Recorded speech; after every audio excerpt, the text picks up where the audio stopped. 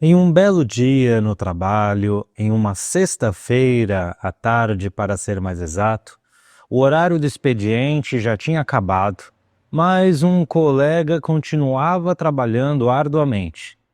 Então eu questionei: Nossa, vai ficar aí até que horas? E eis que ele responde: É que o meu eu de hoje está adiantando as tarefas para o meu eu da próxima segunda-feira. Assim, o meu eu de segunda-feira vai ter mais tempo para fazer outras coisas e irá agradecer o meu eu de sexta-feira por trabalhar além do horário. Na ocasião, eu achei aquilo engraçado, mas depois eu fiquei pensando: tem coisa mais espírita que isso? Olá você, seja mais uma vez muito bem-vinda, bem-vindo ao canal do CEF. Rogamos sempre que a espiritualidade maior possa nos acompanhar e bem nos instruir ao longo da nossa reflexão de hoje.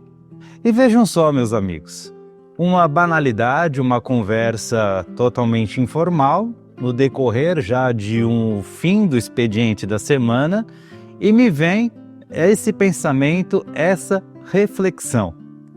Esse colega que proferiu essas palavras, ele é, diga-se de passagem, ateu.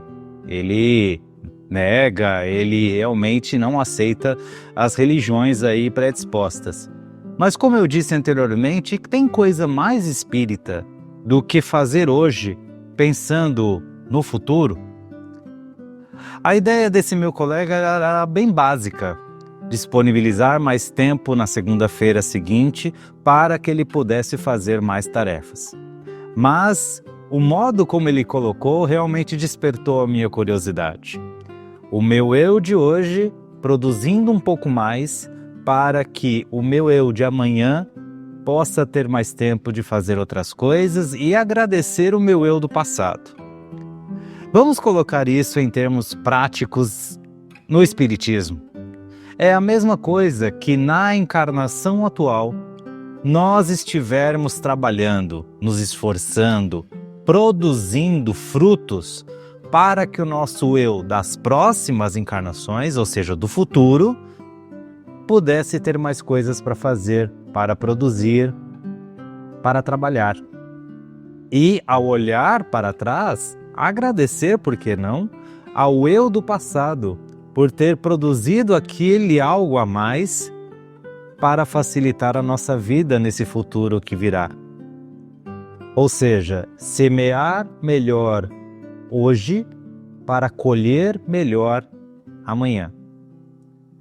É interessante notar que, convivendo com pessoas de outras crenças, agnósticas ou ateias, nos vêm justamente esses comportamentos, essas ações, palavras que são bem espíritas.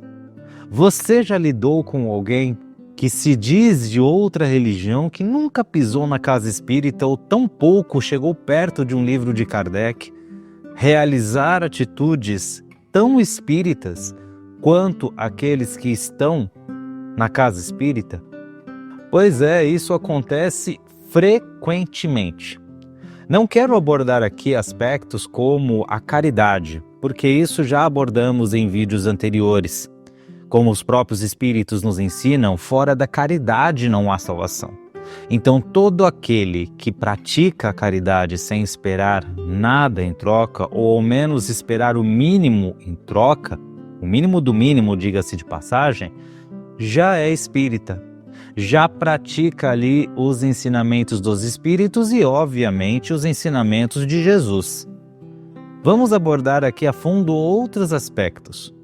Como eu disse no vídeo em que abordamos a pesquisa do IBGE, a quantidade de pessoas que se autodeclararam espíritas caiu de um censo para o outro. Mas na prática, nós sabemos que não é bem assim. Porque uma pessoa pode não se declarar espírita, mas estar em plena concordância com os fundamentos espíritas. Então vamos lá. O principal fundamento, sem dúvida, é a continuidade da vida. É a sobrevivência da alma perante a morte do corpo. Você conhece alguém do seu ciclo social ou até religioso, familiar talvez, que acredita na sobrevivência da alma? Que acredita na vida após a morte? Logo, ela está em concordância com os fundamentos espíritas.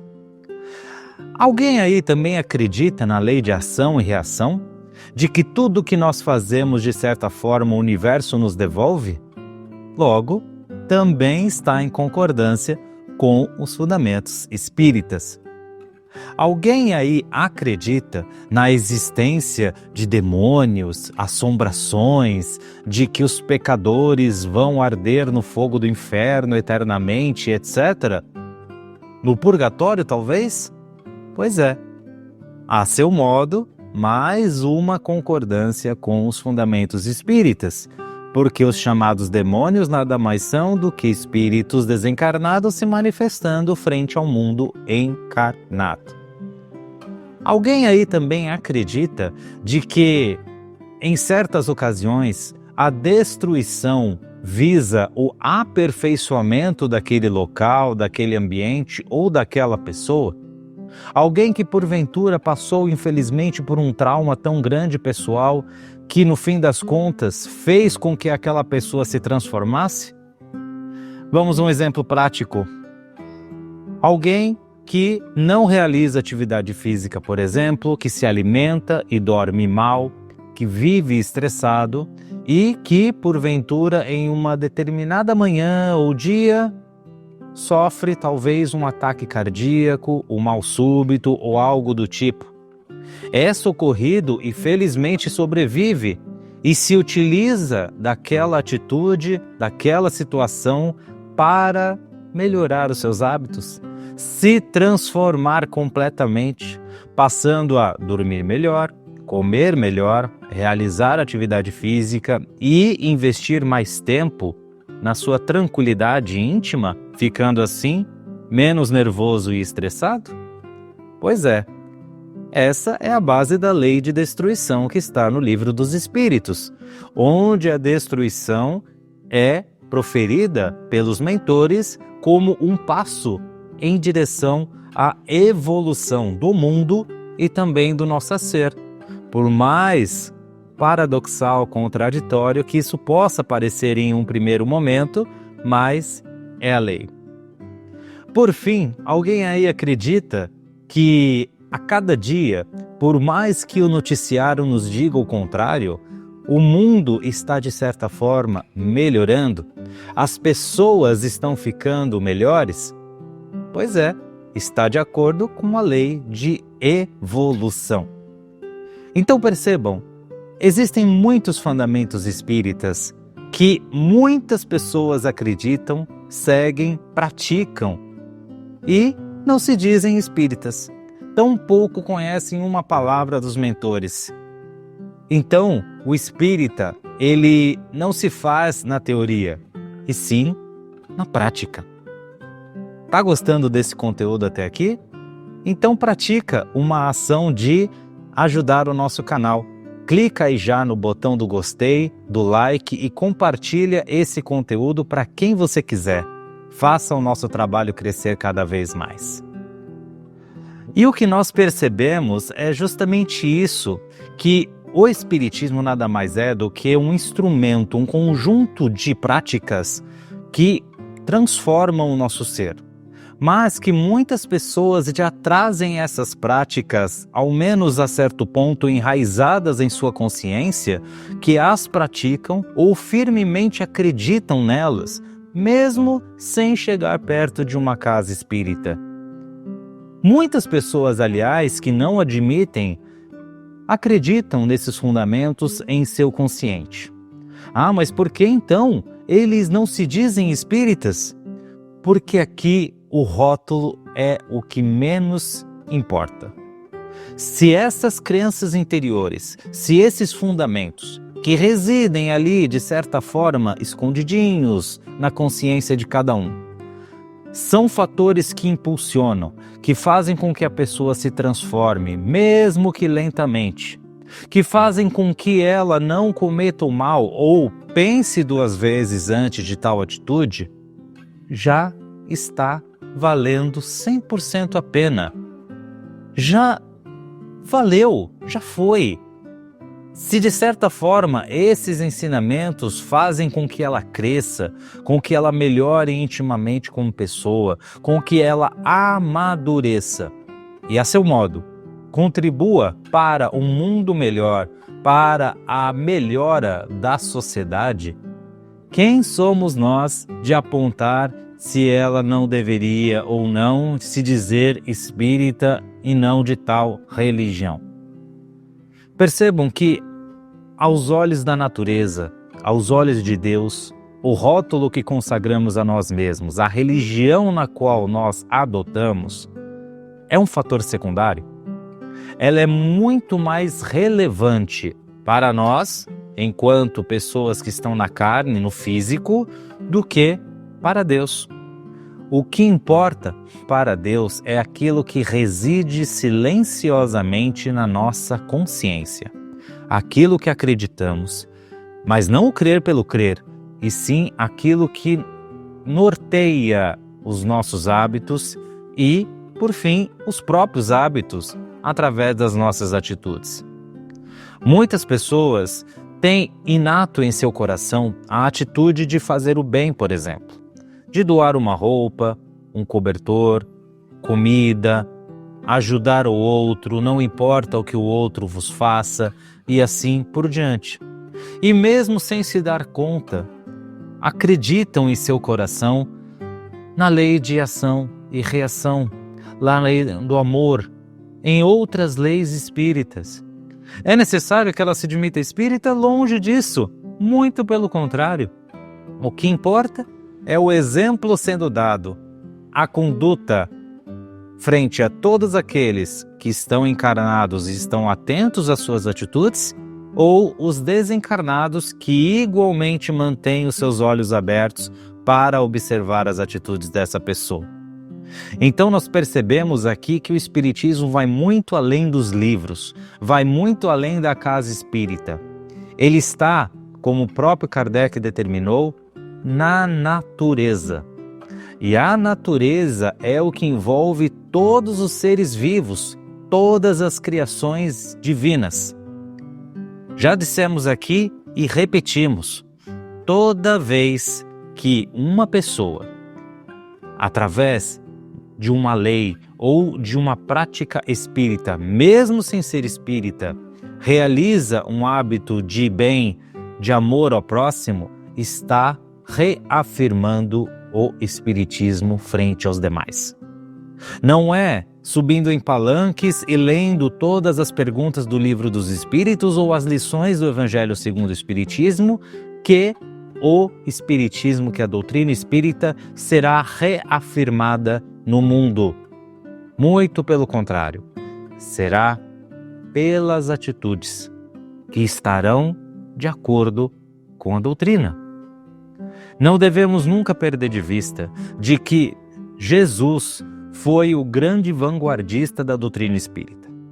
Foi ele que reafirmou com exemplos marcantes através de sua missão planetária sobre a importância do amor.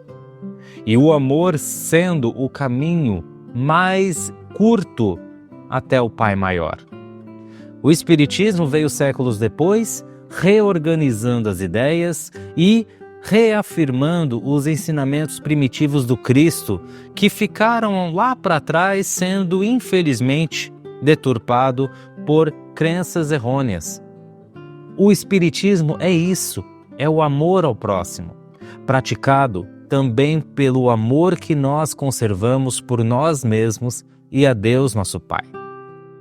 A crença, a convicção na vida após a morte é um instrumento para nos dar consolo hoje, para nos fazer melhor hoje, assim como a lei de ação e reação, de evolução e todas aquelas que estão dispostas no Livro dos Espíritos.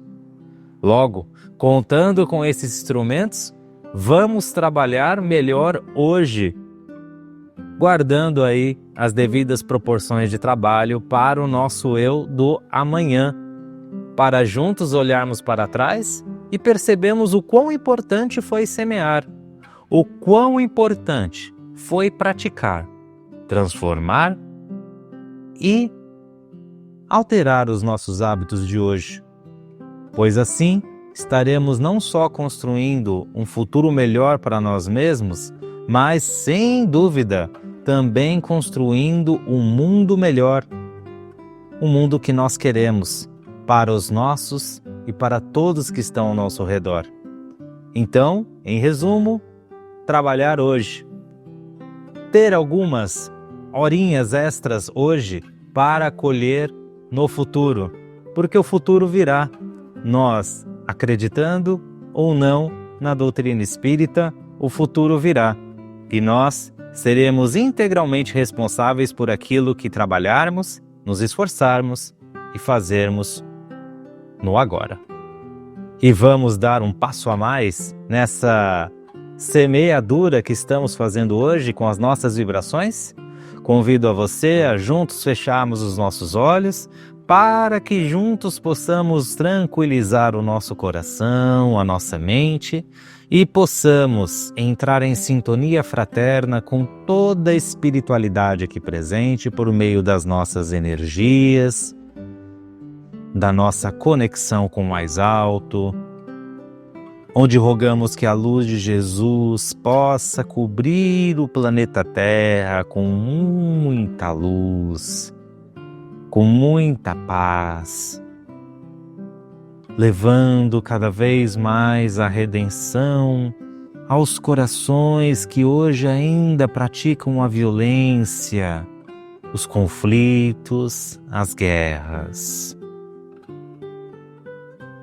Rogamos que Jesus abençoe o Brasil, leve a nossa oração a todos aqueles que estão aflitos, desencorajados, dominados pelas aflições e pelo desespero, para que tenham a sua consciência consolada.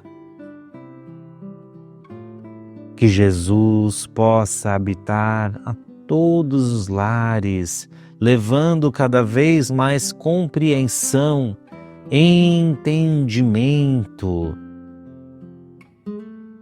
Que o Mestre deposite em nós a sua luz e que neste momento Ele possa nos aplicar um passe que vai revigorar todo o nosso corpo, os nossos sentimentos, a nossa alma. Que esse passe possa tocar profundamente os nossos pensamentos e sentimentos, transformando-nos de dentro para fora. E que Jesus possa também tocar com o seu amor esses recipientes com água que preparamos, para que ela seja fluidificada, para que ela se condicione como um alimento espiritual a mais, para nos sustentar e nos fortalecer. E rogamos que o Mestre leve a nossa melhor energia aonde mais se fizer necessário. E é com o pensamento nele que juntos rogamos, graças a Deus. Muito obrigado mais uma vez por estar conosco neste conteúdo. Não se esquece de verificar se você já é inscrito no nosso canal. Se inscreva para fortalecer cada vez o nosso trabalho. Eu vou ficando por aqui. Um grande abraço e até a próxima. Tchau!